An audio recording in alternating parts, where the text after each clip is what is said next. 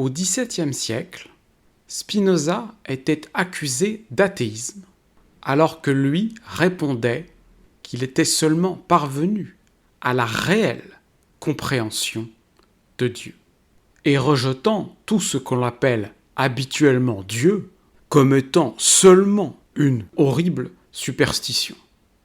Nous avons déjà commencé à dévoiler les liens qui existent entre les idées de Spinoza et les païens éclairés de l'Antiquité, et nous allons approfondir cette analyse dans une série de 3 vidéos dont le but n'est plus seulement de faire comprendre qu'il existe une compréhension du concept de Dieu acceptable pour les athées, mais qu'il existe également une religion qui correspond à ce Dieu et qui existait en Occident avant le coup d'État de la secte chrétienne. Alors tous les discours modernes que vous entendrez qui vous parleront de religion d'une manière positive sont des discours complaisants envers le judéo-christianisme, envers la croyance, envers la foi et la superstition, que nous condamnons tous totalement. La religion dont nous allons parler ici, ce n'est pas du tout cela. Lorsque j'ai commencé à vous parler du Dieu de Spinoza, j'avais commencé par vous dire « Oubliez la définition que vous avez du mot Dieu, nous allons revenir au concept originel et pas à la forme dévoyée qui s'est imposée ultérieurement. » Eh bien, il va falloir faire ce même effort pour le terme religion, oublier le sens commun, nous allons revenir à l'origine du terme avant que celui-ci ne soit perverti. Le mot religion provient du latin religio qui dérive de religare, relier. C'est l'étymologie proposée par le grammairien du IVe siècle Servius et c'est la position aujourd'hui majoritaire parmi les érudits. D'ailleurs, la plupart des pères de l'Église acceptaient également cette étymologie. La conception du réel, qui selon vous décrit la vérité, ou au moins définit votre rapport au vrai, est votre religio. C'est ce qui vous lie au vrai, et ce qui vous permet ensuite de vous relier aux autres. Si vous me dites « la vérité est donnée par la raison et confortée par la méthode scientifique », eh bien vous appartenez à la religion de la raison. Si vous me dites « la vérité est dans la Bible ou dans le Coran », eh bien vous appartenez à l'une des sectes abrahamiques. Et si vous me dites « il n'y a pas de vérité », eh bien vous êtes un fou du relativisme et c'est votre religion. En ce sens, nous avons donc tous bien toujours une religion qui nous permet de nous relier à ceux qui adhèrent à la même conception de la réalité et avec qui nous pouvons préférentiellement interagir et échanger. Avec les autres, il y a une distance infinie qui nous sépare et qui est source d'incompréhension et de conflits. Il est donc important également de comprendre que la religion de chacun dicte son appartenance civilisationnelle.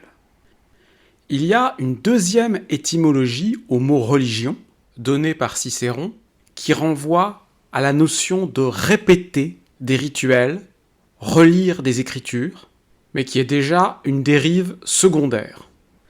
Dans la première partie de cette série consacrée au paganisme éclairé, nous allons approfondir notre compréhension des racines païennes du spinozisme et des Lumières.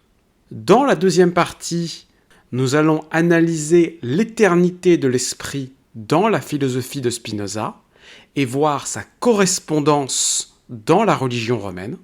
Et enfin, la troisième partie sera consacrée à analyser le concept de Trinité, que le christianisme a volé et dévoyé, alors que cette notion est un concept païen à l'origine, que l'on retrouve dans la conclusion de l'éthique de Spinoza, et qui constitue également, selon moi, la conclusion de toute la vraie philosophie.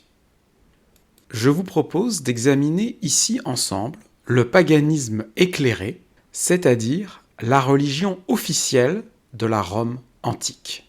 Beaucoup de ceux qui ont rompu avec le judéo-christianisme cherchent une alternative, et étonnamment, nous n'avons jamais vu renaître la religion antique, en partie parce qu'elle est profondément méconnue. Ceux qui fuient le christianisme vont généralement chercher des alternatives en Orient, le bouddhisme ayant un certain succès chez les ex-chrétiens, car cela ressemble à ce qu'ils connaissent le mieux, et en effet, il y a eu une influence directe du bouddhisme sur le christianisme. L'empereur Ashoka de la dynastie indienne des Maurya, converti au bouddhisme, avait envoyé des missions de prosélytes bouddhistes en Occident, et ce sont eux qui ont directement influencé les Esséniens de Palestine, qui présentent de nombreuses similitudes avec le christianisme primitif. Le bouddhisme des Occidentaux est donc le moyen de retourner à une forme plus pure de proto-christianisme et ne permet pas une rupture suffisamment profonde pour nous guérir du judéo-christianisme. Historiquement, la religion ennemie du judéo-christianisme, c'est sans aucun doute le paganisme. C'est d'ailleurs la définition même du paganisme. Le terme païen est inventé par les chrétiens pour désigner toutes les formes de religion qui ne sont pas ni le christianisme, ni sa religion mère, le judaïsme. Tous ceux qui ne reconnaissent pas Yahvé et les prophètes de l'Ancien Testament sont des païens. Il n'y a donc que les juifs, les chrétiens et les musulmans à ne pas être païens. J'insiste donc parce que c'est important. Le paganisme n'est pas un terme qui définit une doctrine. À l'intérieur du monde païen, vous avez une diversité extraordinaire de croyances, de non-croyances, de pratiques.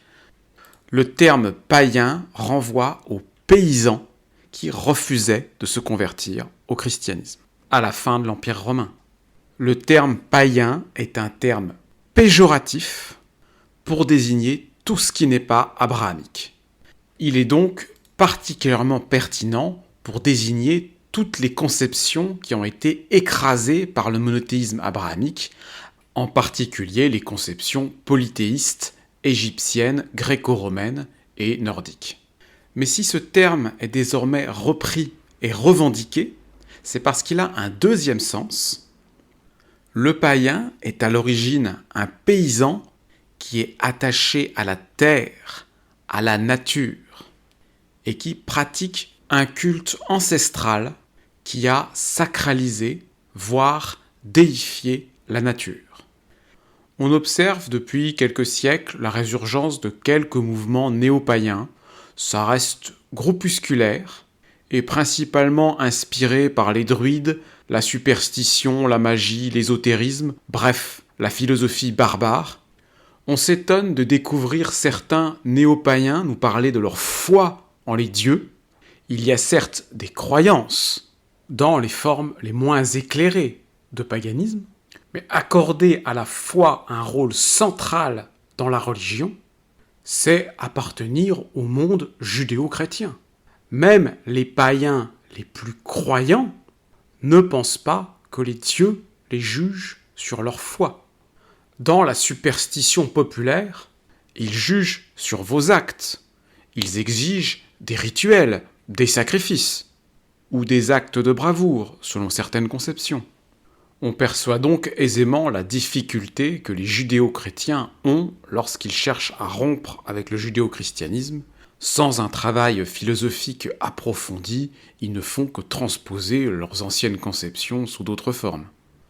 Enfin, si on peut s'étonner que si peu de néo-païens s'intéressent à la religion de la Rome antique, c'est parce qu'ils véhiculent encore la haine de Rome qui leur a été transmise par le christianisme. Et donc, à ce titre, méritent d'être dénoncés comme des mauvais, voire des faux païens. En particulier l'Apocalypse de Saint Jean, texte très populaire chez les montanistes, qui étaient des satanistes, et qui vomit sa haine de ceux qu'ils appellent les idolâtres, c'est-à-dire les païens, et de la Rome antique, derrière l'allégorie de Babylone. Et le plus grotesque du néopaganisme, ce sont les païens nazis du mouvement Völkisch qui, constatant l'échec du néopaganisme, ont voulu germaniser le christianisme en inventant la thèse du Jésus arien. Vous trouverez donc très peu de véritables païens en Occident. Pour voir des formes vivantes, il faut aller en Inde ou en Asie, c'est-à-dire les régions qui ont vraiment été préservées de l'influence du monde abrahamique. On a l'exemple de l'hindouisme qui a les mêmes racines que les paganismes européens. Les Indo-Européens étaient un peuple idolâtre qui se forgeait des idoles et qui les vénérait. Ces hommes qui ont domestiqué le cheval, inventé leur roue et conquis la plus grande partie du monde, sont à l'origine des religions païennes et des langues indiennes et européennes. Mais l'hindouisme est une religion étrange et incompréhensible aujourd'hui pour les occidentaux christianisés, car cette religion ne possède ni fondateur, ni dogme, ni institution stable. La Cour suprême de l'Inde définit l'hindouisme comme l'acceptation des Védas, qui sont de la poésie, et la reconnaissance qu'il y a différents chemins qui mènent à la vérité. Se sentir hindou, c'est donc bien plus un héritage culturel auquel on adhère qu'une croyance. Et beaucoup vous diront qu'on peut être hindouiste et athée. De nombreuses écoles philosophiques hindoues, et même des très anciennes, sont athées. Les aphorismes de Kapila, le fondateur de la plus ancienne école philosophique indienne, contiennent de longues argumentations contre l'existence d'un Dieu transcendant, créateur. Et ça va être l'un des thèmes importants de cette vidéo qui va nous amener à repenser la définition de la religion, car en Occident, on ne sait plus penser la religion que dans la définition judéo-chrétienne. Or, c'est cela que nous voulons détruire, afin d'opposer au judéo-christianisme non pas une foi, non pas une superstition, mais une religion philosophique avec un ancrage culturel. Un autre très bon exemple de paganisme non occidental, c'est le shintoïsme, dont le concept majeur est le caractère sacré de la nature, et le culte des ancêtres. C'est très populaire au Japon, et vous avez des choses à peu près comparables en Chine, dans la religion traditionnelle chinoise basée sur le confucianisme, qui décrit un univers sans Dieu créateur. Vous trouverez des choses équivalentes dans pratiquement toutes les cultures. En Afrique, en Amérique, dans l'Océanie, et nous avions à peu près la même chose en Europe, dans les paganismes, avant que ceci soit interdit lorsque la secte chrétienne a pris le contrôle de l'Empire romain. Alors vous me direz, pourquoi aujourd'hui ne pas faire la même chose avec le christianisme ? Pourquoi ne pas devenir des athées chrétiens, fidèles aux valeurs judéo-chrétiennes ? Eh bien, parce que c'est absurde. Les racines du christianisme sont incompatibles avec l'athéisme, ce qui n'est pas du tout le cas, comme nous allons le démontrer, des paganismes. L'autre raison, c'est que le judéo-christianisme est beaucoup trop néfaste et malfaisant encore aujourd'hui pour être conservé. Il doit être détruit et remplacé. Je vous renvoie à nos autres vidéos dans lesquelles on a expliqué les reproches que nous avons à faire aux trois religions abrahamiques. Le christianisme sécularisé, voire l'athéisme chrétien, qui est aujourd'hui en Occident en passe de devenir majoritaire, est l'une des causes profondes de la décadence de l'Occident. Certains athées pensent qu'il faut en finir définitivement avec toute religion, et je pense qu'ils se trompent aussi, même si je partage avec eux le combat contre les religions abrahamiques, contre la superstition. Je crois nécessaire de refonder une religion. Toute civilisation repose sur un socle de valeurs, sur une conception du monde, c'est-à-dire donc une sorte de religion. Et une civilisation seulement athée conduit au nihilisme et à l'autodestruction. Les laïcs athées ont donc eu tort de complètement mépriser la religion, il faut savoir la repenser. Et l'exemple de la religion romaine que nous allons exposer offre, à mon avis, le modèle qui doit nous inspirer en Occident. Si le christianisme n'avait pas provoqué la chute de l'Empire romain, nous serions peut-être aujourd'hui, comme les Japonais, une civilisation moderne, avancée et technologique, mais qui a su conserver ses anciennes traditions. Et si Rome est aussi intéressante pour nous occidentales, c'est parce que c'est l'exemple historique de société la plus avancée qui ait existé avant le christianisme. Le paganisme germanique est aujourd'hui bien plus populaire que le paganisme gréco-romain, mais il s'inspire d'une civilisation préhistorique. Or, Rome, c'est un exemple de paganisme avec une civilisation avancée. Donc moi, je suis pour l'unité de tous les païens, et si nous nous intéressons principalement à Rome, c'est parce que c'est un exemple dans lequel le paganisme avait déjà été modernisé par une société avancée. Maintenant, si vous, pour des raisons personnelles, vous préférez vous inspirer du paganisme nordique ou du paganisme égyptien, phénicien, sumérien ou n'importe quoi d'autre, ça ne me pose aucun problème. Les concepts sont tout à fait transposables. D'ailleurs, Willem est un prénom d'origine germanique. Et si moi, sur cette chaîne, je parle essentiellement du monde gréco-romain, c'est parce que c'est là qu'il y a des sources païennes pour la philosophie.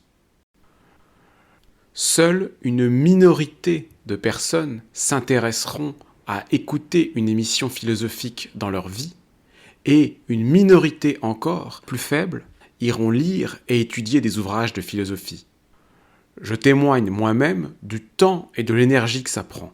La très grande majorité des individus qui composent la société n'ouvriront jamais un ouvrage de philosophie. Il faut l'accepter. Si l'on veut donc que les idées de la philosophie dominent, eh bien, il faut les transmettre par la voie culturelle, sous une forme simplifiée, sous une forme vulgarisée, sous une forme ludique et attractive, à travers le cinéma, les fêtes, les célébrations, les rassemblements et une symbolique qui occupe l'espace religieux. Pour pouvoir gagner en autorité et en influence, il est nécessaire que les idées de la philosophie puissent obtenir une reconnaissance dans l'espace public. Sinon, cela reste seulement des idées marginales d'un penseur ou d'un professeur. Et donc, il est nécessaire d'instituer des lieux sacrés, des temples, des fêtes païennes qui assument leur caractère religieux et servent de tremplin à nos idées philosophiques pour toucher le grand public et permettre de mieux libérer la parole et la pensée. Enfin, et ce sera peut-être l'une des grandes surprises de cette vidéo, nous allons voir que certains des concepts de la religion romaine offrent une illustration et un moyen, je le crois, de mieux comprendre certains des passages les plus obscurs de la pensée de Spinoza. Parfaite illustration du paganisme philosophique que nous voulons promouvoir. Dernier point de cette introduction, la mythologie païenne n'est en aucune manière la Bible des païens. C'est juste de la poésie, mais ça n'a pas d'autorité. Le philosophe Sénèque disait « Cette foule de dieux obscurs qu'une longue superstition a grossi durant de si longs siècles, nous l'adorons, mais en nous souvenant que ce culte repose plus sur la coutume que sur la vérité. » Et il dénonce les divagations des poètes qui ont écrit tant d'inepties et ont donné parfois aux dieux des comportements honteux. Le paganisme qui nous intéresse, ce n'est pas le paganisme d'Hésiode, de soumission théologique et de crainte d'une autorité patriarcale transférée dans le ciel, ce n'est pas les croyances spiritualistes des druides qu'on va retrouver dans le christianisme, ni non plus ce qu'on peut trouver dans les productions hollywoodiennes contemporaines, mais c'est le paganisme qui a fait la puissance de Rome. Et en effet, les Romains de l'Antiquité pensaient que leur succès venait de leur religion. La religion romaine se distingue des autres religions indo-européennes par l'absence quasi totale de mythes religieux mettant en scène leurs dieux. Chez les Romains, les mythes indo-européens ont été ramenés du ciel sur la terre, et les héros ne sont plus des dieux, mais de grands hommes de Rome.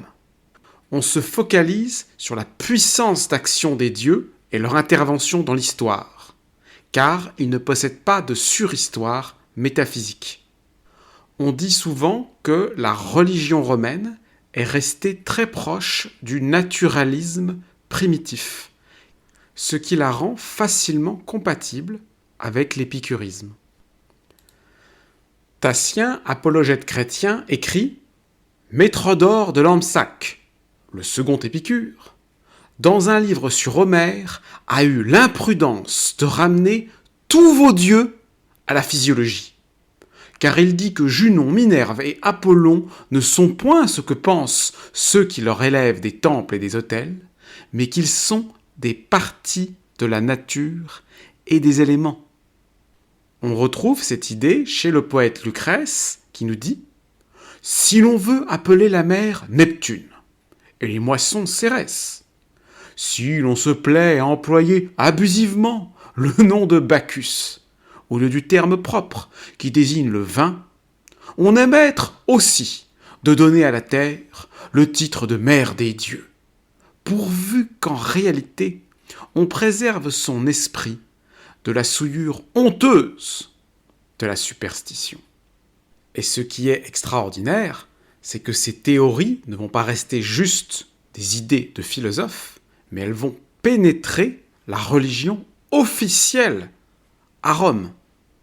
La plus haute autorité en matière religieuse chez les Romains, c'est Marcus Terentius Varro, que saint Augustin attaque dans La Cité de Dieu contre les païens, lorsqu'il veut expliquer la supériorité du christianisme sur le paganisme, et qui constitue l'une de nos meilleures sources pour comprendre la religion romaine.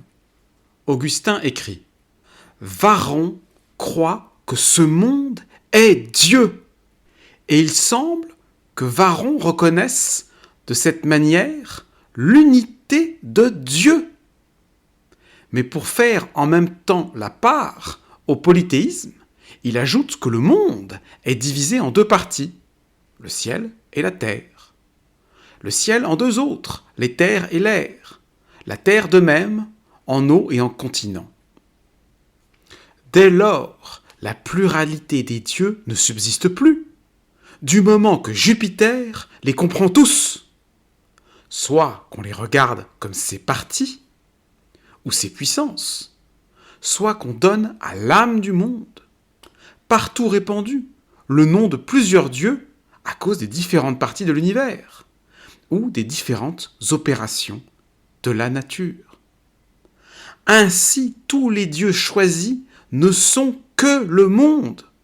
Les uns, le monde entier, les autres, quelques-unes de ses parties.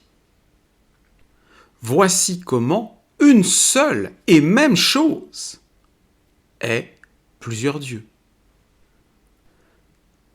Alors ce texte est très important pour dénoncer l'arnaque de l'argument monothéiste et bien expliquer que la conception polythéiste était en fait compatible avec un certain monothéisme et un certain panthéisme. On comprend donc à nouveau très bien pourquoi dire Dieu et les dieux, c'est bien la même chose. On retrouve une conclusion qu'on avait déjà énoncée dans notre introduction sur le Dieu de Spinoza. Alors évidemment, cette conception est durement combattue par les pères de l'Église. Tatien nous dit « Pourquoi accordez-vous la divinité aux choses qui sont dans le monde ?» Et Spinoza lui répondra 1500 ans plus tard « À tous ces désordres, c'est venu joindre la superstition, qui apprend aux hommes à mépriser la raison et la nature, à n'adorer, à ne respecter que ce qui est contraire à l'une et à l'autre. On ne cessera donc de le répéter sur cette chaîne, le passage du polythéisme au monothéisme n'est pas une prise de conscience de l'unité du divin qui amène au monothéisme. Ça existait déjà. Augustin lui-même a bien avoué que Varron ne maintenait le polythéisme que parce que les dieux étaient des sous-parties du monde qui est le grand Dieu. Le polythéisme de Varron s'unifie dans un monothéisme. Donc ce n'est pas le monothéisme dans sa conception naturaliste, comme chez Varron, ni même dans sa conception transcendante chez Platon et les néoplatoniciens, qui est la cause de l'effacement du polythéisme, c'est la haine du polythéisme, qui est la vraie cause de cette transition, et dont on a expliqué les vraies racines dans le culte de Seth Baal, qui remonte jusqu'à l'époque des Hyksos. Et nous, ici, nous essaierons de faire renaître l'amour des dieux. Dans mon ouvrage philosophique, je réhabilite le polythéisme, non pas seulement comme un symbole et une allégorie, mais je montre en pur rationaliste que le concept des dieux s'impose nécessairement et est une réalité. Oui, les dieux existent. Et plus vous allez me suivre, plus vous allez comprendre que c'est effectivement une réalité, pas une croyance, pas une superstition, et que le polythéisme est une facette essentielle de la réalité et la source de la vraie religion, qui nous a été volée par une secte satanique. Outre ces conceptions humanistes et naturalistiques, l'autre grand apport de l'épicurisme à la religion romaine, c'est la transformation de l'image même que l'on se fait des dieux par l'idéal de la sagesse. La première maxime épicurienne est, je cite, « Ce qui est bienheureux et incorruptible n'a pas soi-même de trouble, ni n'en cause aux autres, de sorte qu'il n'est sujet ni aux colères, ni aux faveurs. En effet, ces choses-là ne se rencontrent que dans ce qui est faible. » Donc il faut bien comprendre qu'il y a un double niveau de lecture. Cette maxime décrit à la fois le sage et le Dieu.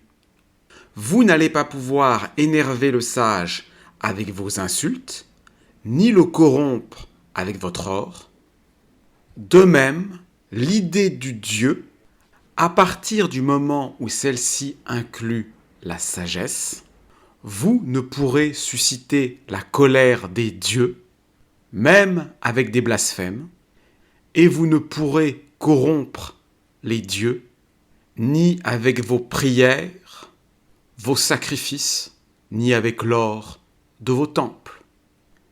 Et Varron conclut « L'homme superstitieux a peur des dieux, alors que l'homme religieux, les révérant comme des pères, ne vit pas dans la crainte de Dieu. » Ce qui provoque la colère de saint Augustin. De quel droit Varron prétend-il établir une différence entre les hommes religieux et les superstitieux? Sous prétexte que ceux-ci redoutent les dieux comme des ennemis, au lieu que ceux-là les honorent comme des pères, persuadés que leur bonté est si grande qu'il leur en compte moins de pardonner à un coupable que de punir un innocent. Alors c'est un passage très intéressant dans lequel Augustin avoue qu'il refuse de séparer la religion de la superstition. Or, cette distinction était essentielle pour les hommes de l'Antiquité. Lorsque le christianisme arrive à Rome, il est unanimement dénoncé comme une superstitio, une horrible, exécrable et malfaisante superstitio. Je vous renvoie à notre vidéo sur la chute de l'Empire romain. Mais depuis que ce fou de Constantin a accordé à cette superstitio le statut de religio, il a fallu combattre la religion, et ce combat nous a éloignés du sens que la religio avait avant d'avoir été perverti et que nous allons essayer de comprendre à travers cette vidéo. Poursuivant l'effort d'une longue tradition, à la Renaissance, Machiavel accusait l'Église et les prêtres de nous avoir privés de religion. Cicéron écrivait à ce sujet : « De quelque manière qu'on nous représente ces divinités, et quelque nom que la coutume leur donne, nous leur devons un culte plein de respect. Culte très bon, très saint, qui exige beaucoup d'innocence et de piété, une inviolable pureté de cœur et de bouche, mais qui n'a rien de commun avec la superstition dont nos pères, aussi bien que les philosophes, ont entièrement séparé de la religion. Ceux qui passaient toute la journée en prière, en sacrifice, pour obtenir que leurs enfants leur survécussent, furent appelés superstitieux. Et depuis, on a donné à ce mot un sens plus étendu. Mais ceux qu'on appelle religieux, ce sont des gens exacts à remplir tous les devoirs qui ont rapport au culte divin. Aussi, l'un de ces noms marque un défaut et l'autre une qualité louable. En faisant descendre du ciel les dieux sur la terre, la religion romaine, d'abord un culte civique, va amalgamer ses propres héros temporels avec les dieux immortels. Au IIIe siècle, Hannibal Barca, général carthaginois, attaque Rome par surprise en passant par les Alpes et va infliger de très nombreuses défaites à Rome qui, à ce moment-là, n'est pas passé loin de la destruction. Mais on a assisté à un retournement spectaculaire mené par le général romain Scipion qui va défaire Hannibal et vaincre définitivement Carthage. Scipion est véritablement apparu aux contemporains comme un homme providentiel. Il fut le premier Romain honoré de l'apothéose posthume. À sa mort, on le fit passer pour le fils de Jupiter. Et ce qui est tout à fait intéressant, c'est qu'en fait, Scipion lui-même avait œuvré à cette évolution religieuse en favorisant l'évémérisme, une interprétation du polythéisme qui nous dit que tous les dieux sont en fait des grands hommes qui ont été mythifiés. Évémère de Messine, qualifié d'épicurien par Cicéron et daté par Sextus Empiricus, est le plus célèbre défenseur de cette théorie dans l'Antiquité, qui a justement pris son nom, même si ses idées sont bien plus anciennes qu'Évémère.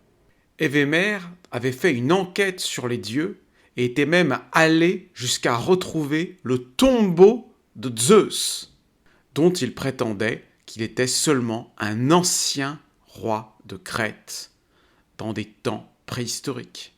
Augustin nous dit qu'Évémère a soutenu en historien exact, et non en mythologue bavard, que tous les dieux ont été originairement des hommes.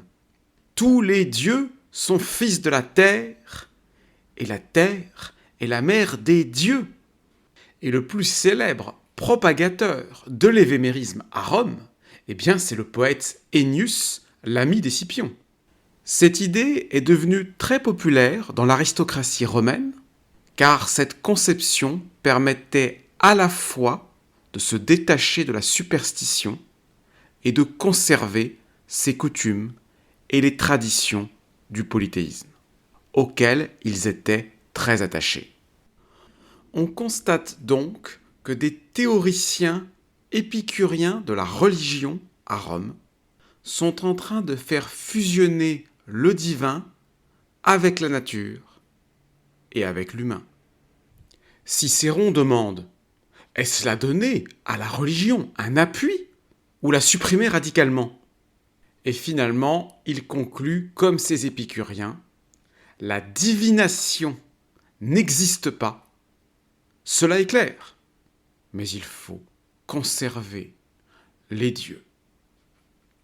Si les superstitions autour des dieux sont largement répandues dans le bas peuple, on voit que même les stoïciens, qui restent des croyants porteurs d'un rationalisme moins avancé que celui des épicuriens, souscrivent à cette transformation religieuse. C'est par exemple le cas de l'historien Polybe. Il admet donc que Scipion était doué d'une qualité divine. Elle ne consistait pas dans le bénéfice des miracles.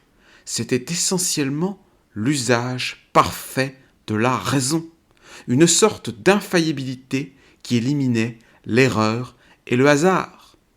Polybe pense que ces hommes qui agissent suivant la raison sont les plus divins et les plus aimés des dieux, et supérieurs à ceux qui reçoivent des songes ou des prémonitions. Comme tous les stoïciens, il distinguait deux séries de dieux. Les uns forment l'âme du monde, pénètrent les êtres, organisent la matière, principe éternel, raisonnable, providentiel. Les autres, ceux de la mythologie et de la religion populaire, n'ont pas de réalité et ne sont que les images ou les symboles des premiers.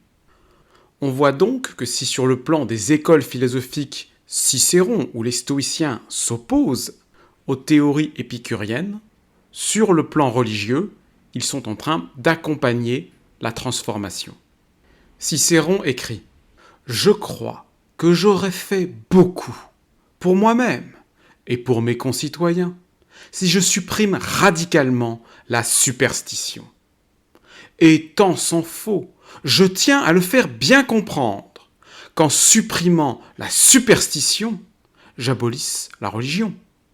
Il est d'un sage de veiller sur les institutions établies par nos ancêtres en maintenant le culte et les cérémonies religieuses, et la beauté du monde, l'ordre qui règne parmi les corps célestes, nous oblige à reconnaître l'existence d'un être suprême et éternel, auquel les hommes doivent admiration et respect. C'est pourquoi autant il faut répandre la religion qui s'allie avec la connaissance scientifique de la nature, autant il importe d'extirper les racines de la superstition. Elle est menaçante et pressante, prête à prendre avantage sur toi de quel côté que tu te tournes. Que tu entendes parler un prophète délirant ou prononcer un mot pouvant être pris pour un présage.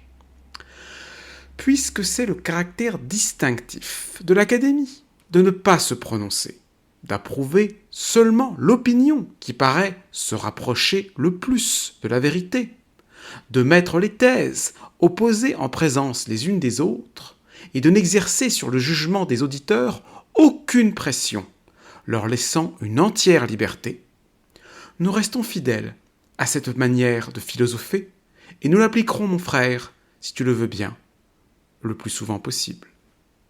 On voit dans ce texte que Cicéron défend la liberté totale de philosopher, la liberté de conscience en matière religieuse, principe qui sera réaffirmé par Spinoza lorsqu'il nous dit que chacun a le droit de penser ce qu'il veut et de dire ce qu'il pense. Chacun peut penser, juger et par conséquent parler avec une liberté entière. Enfin, dans ce texte de Cicéron, nous avons vu que lui défend seulement une conception déiste, très proche des Lumières du XVIIIe siècle. On croirait entendre Robespierre avec son être suprême, qui expliquait, je cite, « Sans contrainte, sans persécution, toutes les sectes doivent se confondre d'elles-mêmes dans la religion universelle de la nature. Prêtres ambitieux, n'attendez donc pas que nous travaillions à rétablir votre empire. Et d'ailleurs, qu'y a-t-il entre les prêtres et Dieu ? Les prêtres sont à la morale ce que les charlatans sont à la médecine. » Applaudissements dans l'assemblée. Combien le Dieu de la nature est différent du Dieu des prêtres. Les applaudissements continuent. Les prêtres ont créé un Dieu à leur image. Ils l'ont fait jaloux, capricieux, avide, cruel, implacable. Ils l'ont traité comme jadis les mères du palais traitèrent les descendants de Clovis, pour régner sous son nom et se mettre à sa place. Ils l'ont relégué dans le ciel comme dans un palais, et ne l'ont appelé sur la terre que pour demander à leur profit des dîmes, des richesses, des honneurs, des plaisirs et de la puissance. Vif applaudissement. Le véritable prêtre de l'être suprême, c'est la nature, son temple, l'univers, son culte, la vertu. Ces fêtes, la joie d'un grand peuple rassemblé sous ses yeux pour resserrer les doux nœuds de la fraternité universelle et pour lui présenter l'hommage des cœurs sensibles et purs. Prêtre, par quel titre avez-vous prouvé votre mission? Avez-vous été plus juste, plus modeste, plus ami de la vérité que les autres hommes? Avez-vous chéri l'égalité, défendu des droits des peuples, abhorré le despotisme et abattu la tyrannie? C'est vous qui avez dit au roi: vous êtes les images de Dieu sur la terre. C'est de lui seul que vous tenez votre puissance. Et les rois vous ont répondu: oui, vous êtes vraiment les envoyés de Dieu. Unissons-nous pour partager les dépouilles et les adorations des mortels. Le sceptre et l'encensoir ont conspiré pour déshonorer le ciel et pour usurper la terre. Ces conceptions déistes très populaires au XVIIIe siècle ne sont pas du goût de tout le monde. Le baron d'Holbach écrit « L'athéisme, dont jusqu'ici les principes n'ont point encore été suffisamment développés, semble alarmer les personnes, même les plus dégagées, de préjugés. Elle trouve l'intervalle trop grand entre la superstition vulgaire et l'irreligion absolue. Elle croit prendre un sage milieu en composant avec l'erreur. Elle rejette les conséquences en admettant le principe. Elle conserve le fantôme sans prévoir que tôt ou tard, il doit produire les mêmes effets et faire de proche en proche éclore les mêmes folies dans les têtes humaines. Tant que le sacerdoce aura le droit d'infecter la jeunesse, de l'habituer à trembler devant des mots, d'alarmer les nations au nom d'un Dieu terrible, le fanatisme sera le maître des esprits. Et je partage en effet le point de vue de la critique athée exprimée par d'Holbach, mais il ne faut pas pour autant faire un mauvais procès au déisme de Robespierre. C'était seulement une conception publique pour réformer la religion de l'État, afin de faciliter la déchristianisation en douceur, et absolument pas une condamnation de l'athéisme en tant que principe philosophique. Il le dit explicitement dans son discours sur les cultes. Je n'ai pas besoin d'observer qu'il ne s'agit pas ici de faire le procès à aucune opinion philosophique en particulier. Et lorsque plus tard un athée, Joseph Lequinot, sera accusé de ne pas croire en l'être suprême, Robespierre prendra sa défense, rappelant qu'il a seulement parlé en homme public, mais la Convention a-t-elle voulu descendre dans la pensée de chaque particulier? A-t-elle prétendu se mêler de leurs opinions individuelles? Non. On a les mêmes conceptions chez le demi-épicurien Thomas Jefferson, le principal auteur de la Déclaration d'indépendance des États-Unis d'Amérique, qui nous dit dans ce texte que la légitimité du gouvernement est de nous permettre de rechercher le bonheur, et qu'à ce titre, nous avons le droit de changer de gouvernement si celui-ci ne satisfait pas cet objectif. Je dis demi-épicurien car c'est un gasséndéiste, c'est-à-dire un matérialiste déiste, donc une conception inférieure au vrai épicurisme, mais qui s'en inspire très largement pour ses vues éthiques. C'est assez clair dans les lettres de Jefferson que je vous ai affichées. On voit qu'il connaît les conceptions de Spinoza et des Lumières radicales, qu'il identifie clairement à de l'athéisme, et que lui se rallie à une position déiste, donc comme ce que faisait déjà Cicéron. Or, Robespierre et Jefferson, c'est ce que l'on a eu pour le moment de plus éclairé pour refonder la civilisation occidentale. C'est donc un immense progrès, mais qui est insuffisant. Et ceci nous rappelle que s'il a existé dans l'histoire des périodes éclairées, c'est parce qu'à un moment donné, il y a eu des politiques qui ont été capables d'appuyer et de soutenir la pensée éclairée contre la superstition. Rome devient une superpuissance avec Scipion, et sa puissance va continuer de croître avec César et Trajan. Ces trois-là sont véritablement des incarnations de la toute-puissance de Rome.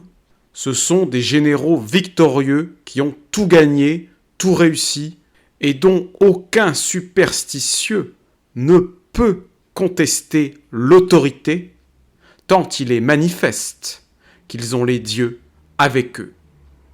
Or, au lieu de favoriser la superstition, ils ont justement permis à la pensée éclairée de gagner en autorité. Par exemple, il y avait près de Marseille une forêt où les druides pratiquaient des sacrifices humains, et Jules César veut qu'elle soit rasée car l'emplacement est stratégique. Mais les soldats de l'armée romaine sont terrifiés et ont peur de déclencher la colère des divinités maléfiques qui sont honorées dans ces lieux sataniques.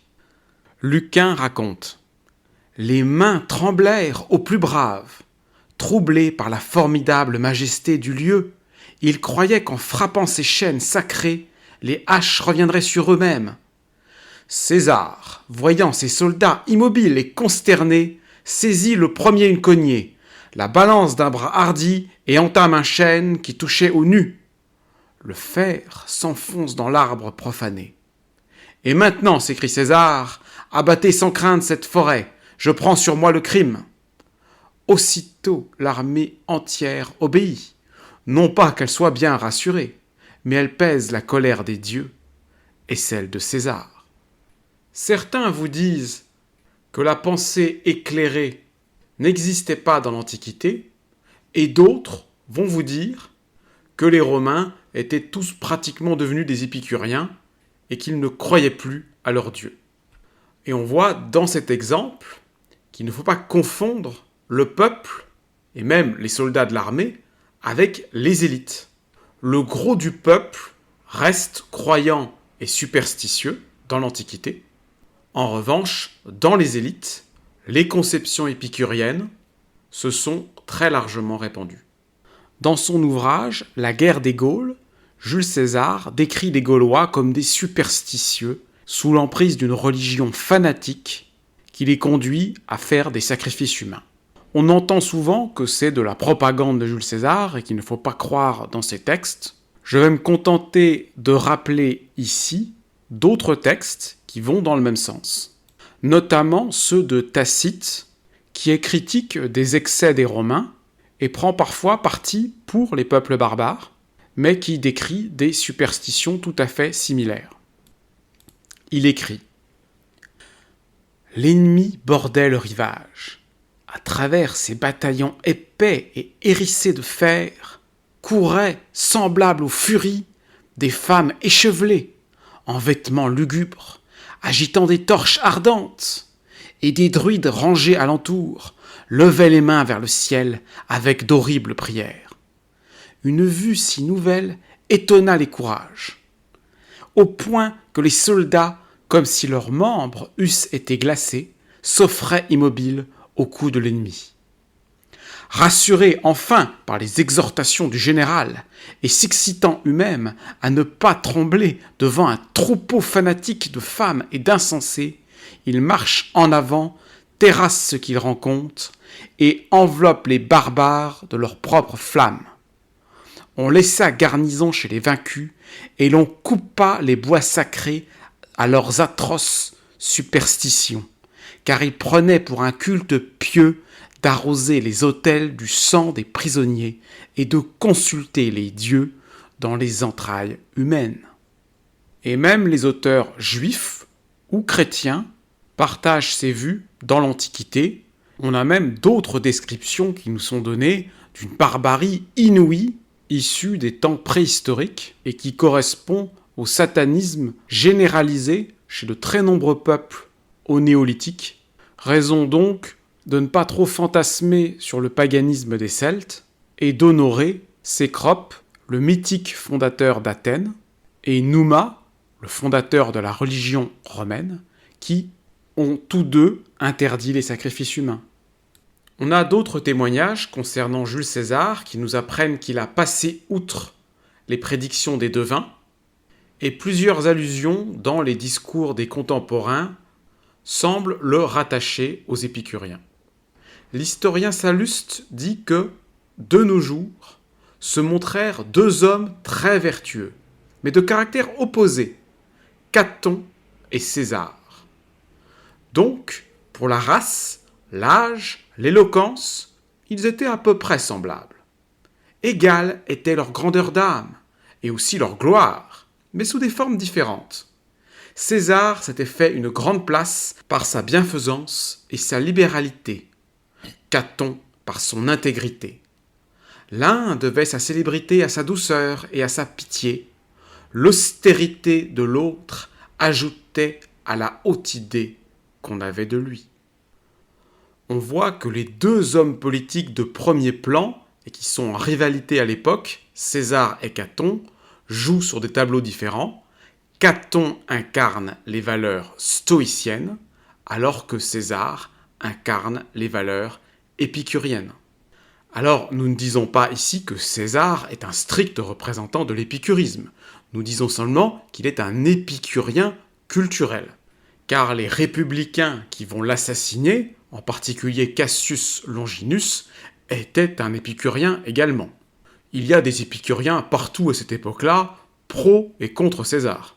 Mais la famille de César va favoriser les philosophes épicuriens, comme Trajan, qui n'est certainement pas lui non plus un philosophe, mais qui est marié à une épicurienne, et baigne comme Jules César dans ce milieu culturel, qui a fait de lui le plus laïque de tous les empereurs romains.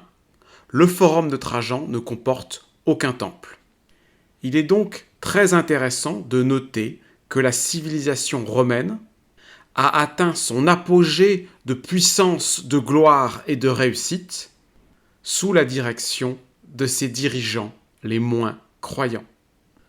La religio qu'ils pratiquent, ce n'est pas une croyance, ce n'est pas une foi, c'est seulement le culte des héros déifiés. L'historien Salluste raconte « J'ai souvent entendu dire que Maximus, Scipion et d'autres hommes illustres de Rome aimaient à répéter que la vue des images des ancêtres les enflammait d'une grande ardeur pour le bien. » Sénèque développe « Ils ont fait beaucoup, ceux qui nous ont précédés. Ils n'ont pas tout fait, mais ils n'en méritent pas moins notre admiration et un culte analogue à celui des dieux. Pourquoi n'aurais-je pas les portraits de ces grands hommes comme des encouragements à bien faire? Et ne fêterais-je pas les jours où ils sont nés? Pourquoi ne prononcerais-je pas leur nom avec un sentiment de vénération? Épicure disait que la vénération pour le sage est un grand bien pour qui le vénère. Épicure nous dit que le sage ne cherche pas à être vénéré, mais qu'en revanche, il est bon pour les disciples de le vénérer. Avoir des modèles, avoir des idoles, avoir des dieux, c'est remplir son âme. Et ce sentiment s'exprime à travers le culte des images que je pratique moi-même. Lorsque je regarde le portrait de grands scientifiques, de grands philosophes, de grands hommes politiques, de mes artistes préférés, bref, de mes dieux. J'éprouve un sentiment particulier dans mon âme, et la contemplation de l'image est un processus qui accompagne la pensée et la réalisation que si je suis là aujourd'hui à agir et à pouvoir vous parler, c'est grâce à l'effort cumulé de tous ceux qui t'ont précédé, et l'admiration pour leur œuvre est une incitation à transmettre leur héritage et, si possible, à le perfectionner pour s'élever soi-même un jour parmi les dieux. Donc, je défends non seulement l'interprétation panthéiste de la nature, mais, chose plus rare, également le polythéisme, et, cas rarissime, j'assume pratiquer l'idolâtrie.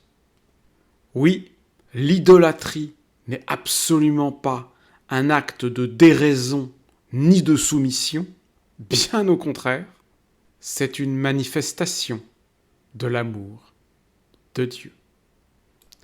Ces idées sont largement diffusées chez tous les païens, même les néo-platoniciens.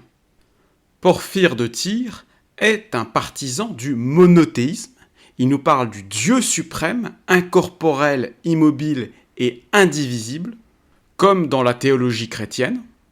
Mais chez les néo-platoniciens, ce monothéisme théorique s'accorde en pratique avec le polythéisme.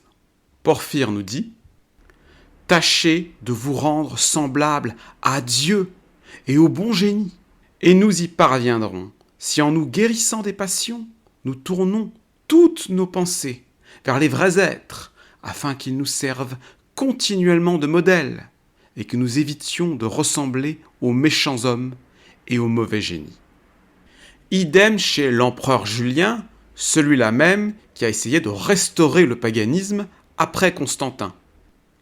Il nous dit « Nos législateurs et nos philosophes nous ordonnent d'imiter les dieux autant que nous pouvons. Ils nous prescrivent, pour parvenir à cette imitation, de contempler et d'étudier la nature des choses.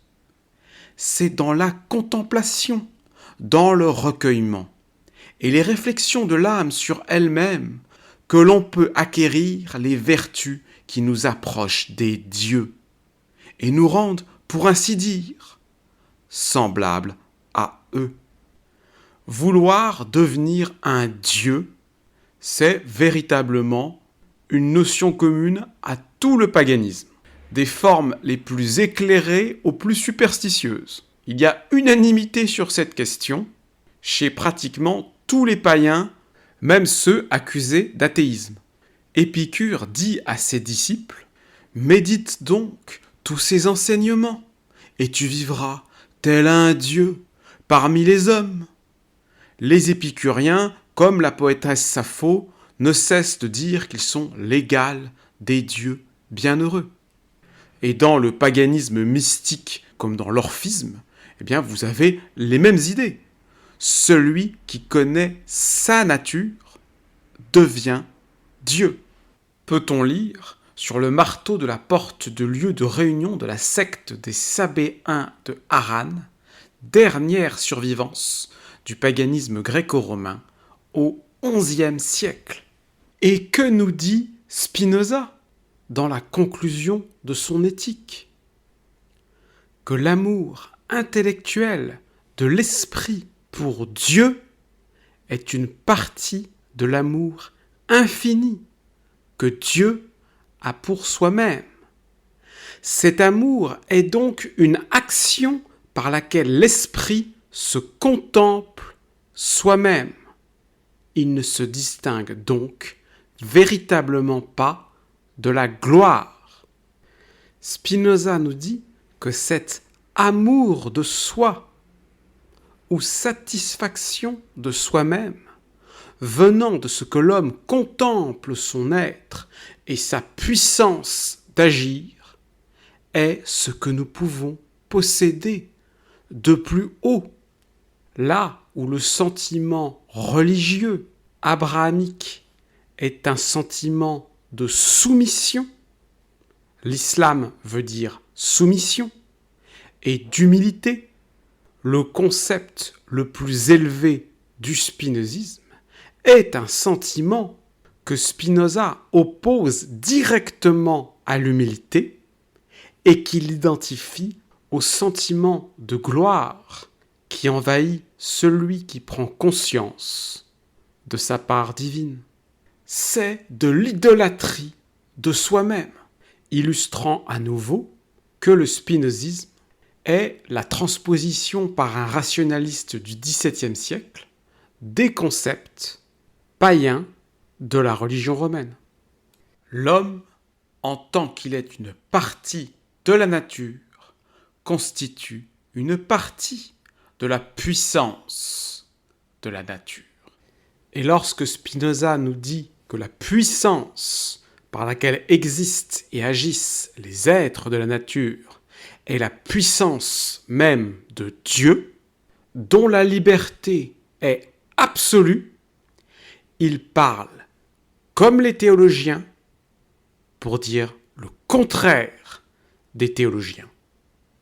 L'homme n'est pas une marionnette agitée par un Dieu transcendant auquel il doit se soumettre, mais l'être humain est libre, ce qui fonde sa légitimité démocratique, lorsque la puissance de Dieu, c'est-à-dire la raison, s'exprime à travers lui.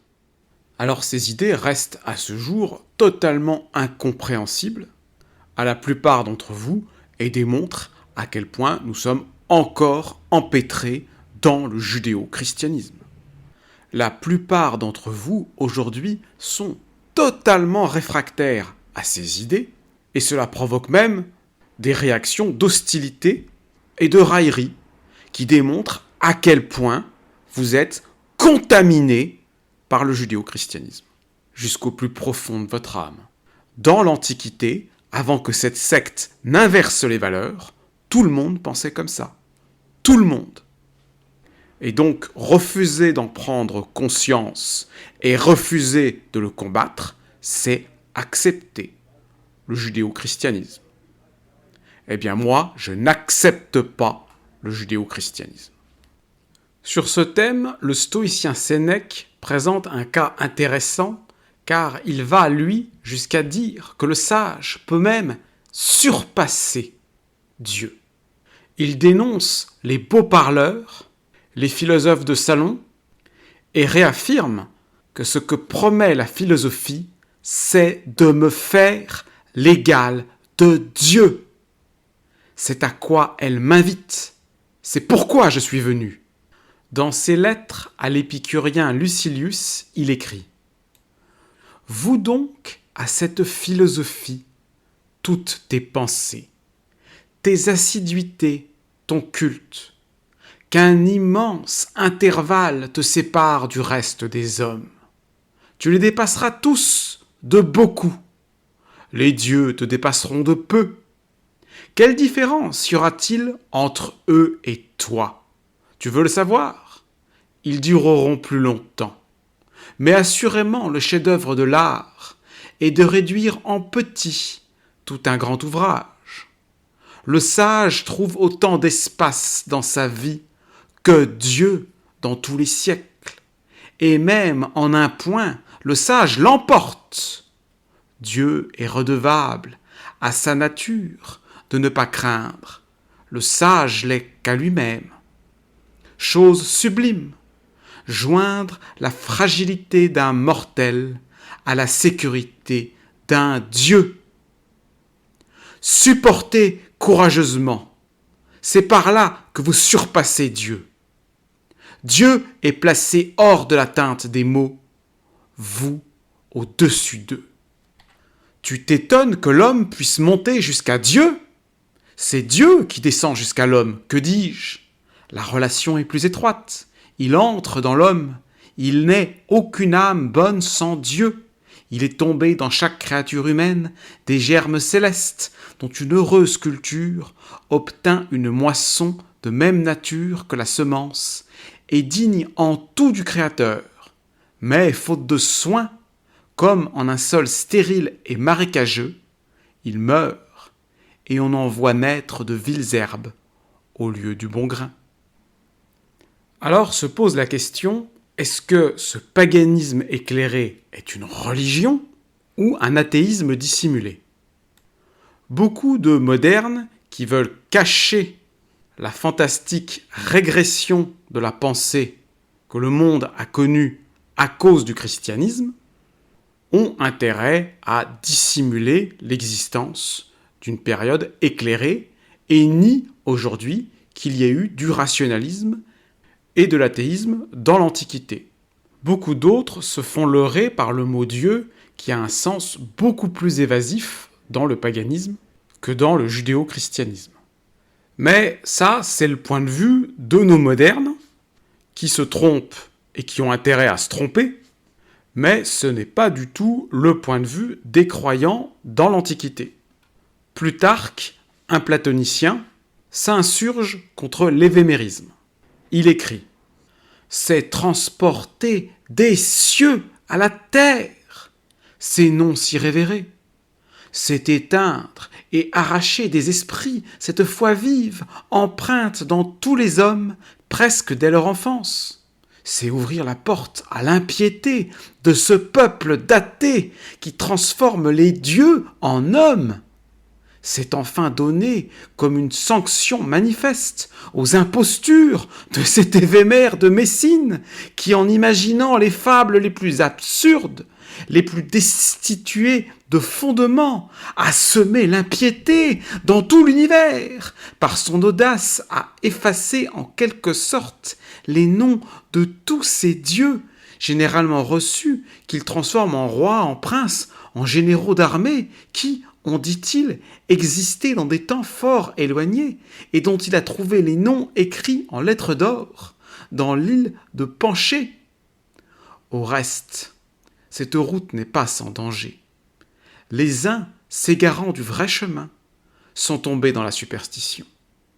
Les autres, en voulant éviter les marais fangeux de la superstition, se sont jetés aveuglément dans le précipice de l'athéisme. Les esprits simples et faibles sont dans la superstition, les caractères durs et audacieux dans l'athéisme le plus révoltant. Le père de l'Église Tertullien écrit « Cette dégradante idolâtrie, cette superstition universelle, rougissant aujourd'hui de ces vains simulacres, de ces héros déifiés et de ces noms fabuleux, se réfugie dans l'interprétation des phénomènes naturels et voile sa honte sous d'ingénieuses allégories. Écoutez-la, Jupiter représentera la substance ignée, et Junon son épouse l'air, ainsi que le mot grec l'atteste, Vesta c'est le feu, les muses l'eau, la grand-mère des dieux la terre, qui nous livre ses moissons que le brin humain déchire. Ainsi Osiris, enseveli dans la mort, renaissant de la corruption et retrouvé avec joie, figure la constance invariable des germes, l'harmonie des éléments et le retour de l'année mourant pour ressusciter. Ce texte de Tertullien réfute la plupart des interprétations modernes. Si le naturalisme philosophique n'avait pas d'influence, on se demande bien pourquoi il se serait donné du mal à le réfuter. Et j'en profite également pour réfuter Tertullien lui-même, qui a tort. La vénération d'une divinité païenne est toujours associée à un lieu précis. À l'origine, on identifie une colline ou la source d'un fleuve comme un lieu particulier dans lequel s'exerce une force manifeste et que l'on associe à une divinité. Donc l'identification des dieux aux forces de la nature, c'est le paganisme le plus primitif. Et donc le naturalisme païen que Tertullien dénonce n'est pas une invention moderne pour cacher la honte du paganisme, mais seulement une compréhension plus avancée de la même chose. Et de ce point de vue, les grands hommes sont eux aussi des puissances de la nature. Il est important sur ces questions d'entendre directement le point de vue des hommes de l'Antiquité et pas seulement ce que peuvent vous raconter tel ou tel spécialiste. Idem chez saint Augustin, qui dénonce la religion de Varron comme étant seulement un culte symbolique, n'ayant pas un vrai caractère de religion. Augustin nous dit qu'il veut bien parler à ceux qui croient qu'il y a un Dieu et qui prend soin des choses d'ici-bas. Car il en est même qui ne le croient pas. Nous discutons ici avec des philosophes persuadés, comme nous, que Dieu est incorporel et qu'il a créé tout ce qu'il n'est pas. Quant aux autres, ils ne méritent pas d'avoir part à une discussion religieuse. C'est pourquoi nous n'avons pas entrepris dans cet ouvrage de réfuter ceux qui nient toute existence divine. Il y a des dieux, cela même, tout le monde ne l'accorde pas. Vous prétendez que sans Dieu, rien ne peut se faire. Voici Straton de Lampsaque, qui affirme le contraire, et qui décharge Dieu d'une tâche véritablement énorme. Puisque, dit-il, les prêtres des dieux ont le privilège de ne point travailler, n'est-il pas bien plus juste, encore, d'étendre ce privilège jusqu'aux dieux eux-mêmes ? Je n'ai pas besoin, ajoute-t-il, du concours des dieux pour fabriquer le monde. Tout ce qui existe est l'ouvrage de la nature. Donc j'insiste sur ces passages pour voir à quel point l'athéisme est affirmé et il y a même un ton railleur envers les dieux qui est employé. Et les personnages qu'on vient de citer là, Straton, Cicéron, c'est pas les plus éclairés, c'est des antidémocrites. Straton est un aristotélicien très déviant qui a tenté de réagir contre Démocrite et Épicure en s'appropriant une partie de leur pensée seulement. Tout obéit à la volonté des dieux. Voilà des choses que même les vieilles bonnes femmes, tu peux m'en croire, ne prennent plus au sérieux. Existe-t-il des mânes, un royaume souterrain, une gaffe de notonnier, un Styx avec des grenouilles noires dans son gouffre et une barque unique pour faire passer le fleuve à des milliers d'ombres ? Même les enfants ne le croient plus, sauf ceux qui n'ont pas encore l'âge de payer au bain. Alors ces passages sont très intéressants d'un point de vue historique, puisqu'ils montrent que ces auteurs ont le sentiment que la superstition des dieux était une croyance répandue chez leurs ancêtres, et qu'ils ont l'impression de vivre une époque qui s'est affranchie déjà de ces croyances. Sauf les Juifs. Horace nous dit que la superstition païenne lui donne fort à rire. On nous y conta qu'au seuil du temple, l'encens se fond sans le secours du feu. Le Juif appela le croira s'il veut, mais non pas moi. Le 7e jour est condamné chez eux à une honteuse oisiveté. Cette inaction est un symbole de la fatigue de leur Dieu. Quant aux autres extravagances de cette race d'imposteurs et d'esclaves, je crois que parmi les enfants même, il y en a beaucoup qui refuseraient d'y ajouter foi. Enfin, la manière dont les pères de l'Église perçoivent les différentes écoles philosophiques est tout à fait intéressante. Origène nous dit « Les épicuriens nient absolument la providence. Ils nomment superstition tout ce qui suppose la providence et l'empire de Dieu sur le monde. Les péripatéticiens, les disciples d'Aristote, se moquent des prières et des sacrifices que l'on prétend faire à la divinité. Plût à Dieu qu'Épicure et qu'Aristote, qui est un peu moins impie qu'Épicure sur le sujet de la providence, et que les stoïciens, qui veulent que Dieu soit un corps, eussent embrassé ces mêmes dogmes. Nous ne verrions pas le monde aussi rempli que nous le voyons de sentiments qui abolissent la providence ou qui lui donne des bornes. Aristote eut la folie d'assigner des limites à la providence. Encore aujourd'hui, les partisans d'Aristote refusent d'étendre les soins de la providence jusqu'aux choses sublunaires. Certains philosophes, et à leur tête les platoniciens, ont montré plus de sagesse et mérité plus de gloire que tous les autres pour avoir enseigné que la providence divine descend jusqu'aux derniers êtres de la nature.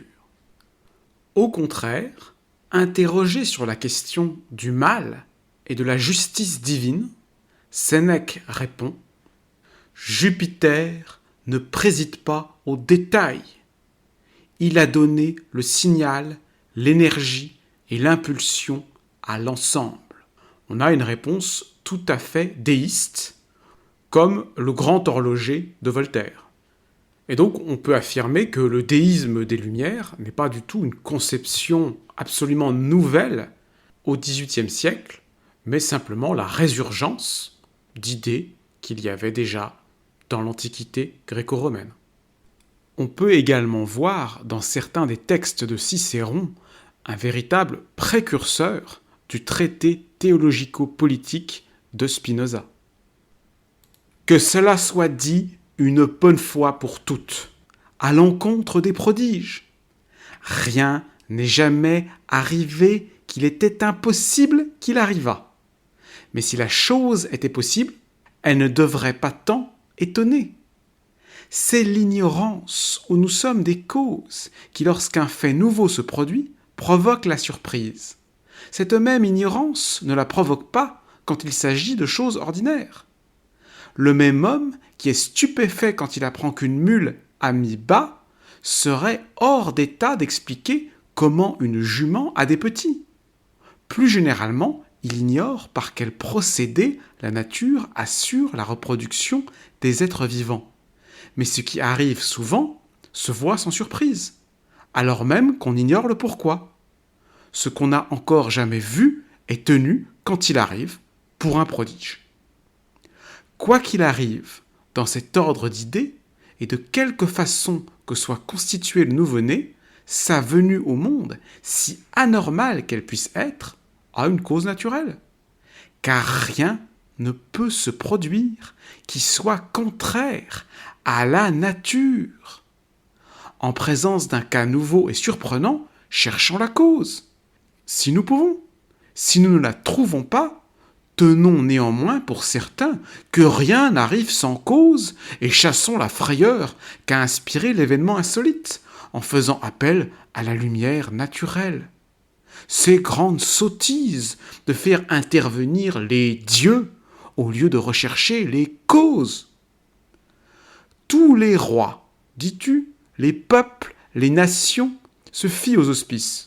Mais qu'y a-t-il d'aussi communément répandu que la sotte ignorance ? Les esprits faibles se laissent dominer par des croyances superstitieuses et sont incapables de discerner le vrai. Et à toutes ces superstitions, tu n'as pas craint de joindre les présages vulgaires.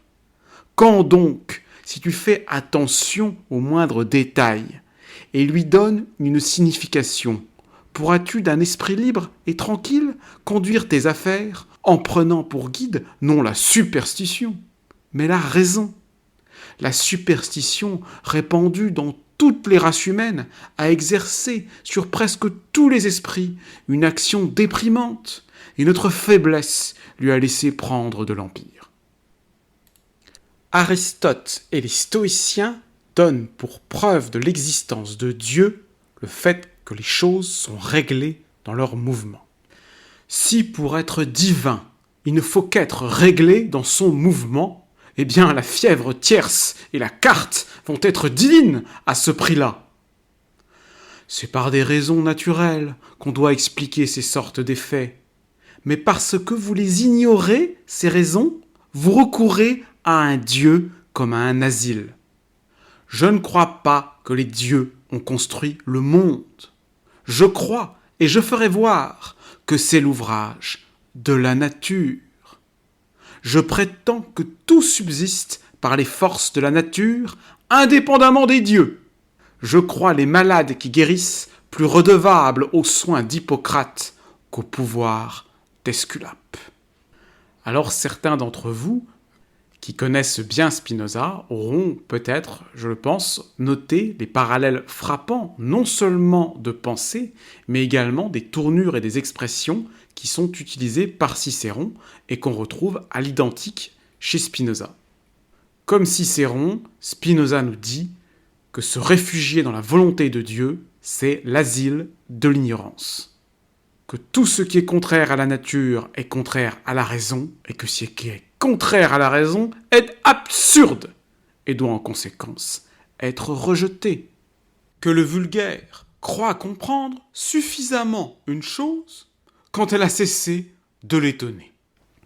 Un miracle, de quelque façon qu'on l'entende, contraire à la nature, ou au-dessus d'elle, c'est-à-dire Dieu, transcendant, est purement et simplement une absurdité, et qu'il ne faut voir dans les miracles des Saintes Écritures que des phénomènes naturels qui surpassent, ou qu'on croit qui surpassent, la portée de l'intelligence humaine.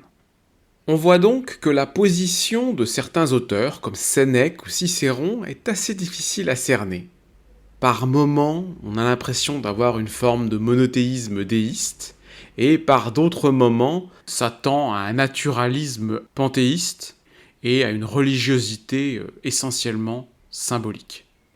Certains auteurs sont ambigus et cultivent probablement volontairement cette ambiguïté.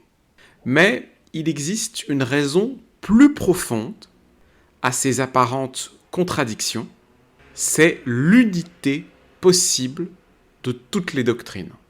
Comment appeler la position philosophique épicuro-spinoziste que nous défendons sur cette chaîne? Est-ce du polythéisme, du panthéisme, du monothéisme ou de l'athéisme? Eh bien, on pourrait dire que c'est une certaine forme de polythéisme, mais dans sa version épicurienne évémériste. On peut dire aussi que c'est une certaine forme de panthéisme, mais dans sa forme rationaliste spinoziste. On peut aussi dire que c'est une certaine forme de monothéisme, dans sa version non transcendante, immanentiste, où Dieu est identifié à la nature, à la raison et à la vérité. Et enfin, c'est aussi un athéisme, mais dans une version païenne que l'on peut retrouver dans certaines religions traditionnelles, qui ne sont fondées ni sur la foi, ni sur la croyance, ni sur la superstition. Donc on est dans une situation assez délicate au niveau du vocabulaire, car ces quatre termes peuvent correspondre, mais ils sont tous en fait impropres, car ils ne recouvrent ici qu'une forme très particulière qui diffère des autres formes que recouvre généralement ce terme. Alors, dans le terme polythéisme ou monothéisme, il y a le terme théisme, c'est-à-dire le concept d'un Dieu intervenant. Or, c'est là que je maintiens la pertinence du terme, en cela que le paganisme éclairé n'est pas seulement une allégorie. Il y a réellement un grand principe qui gouverne, selon nous, tout l'univers.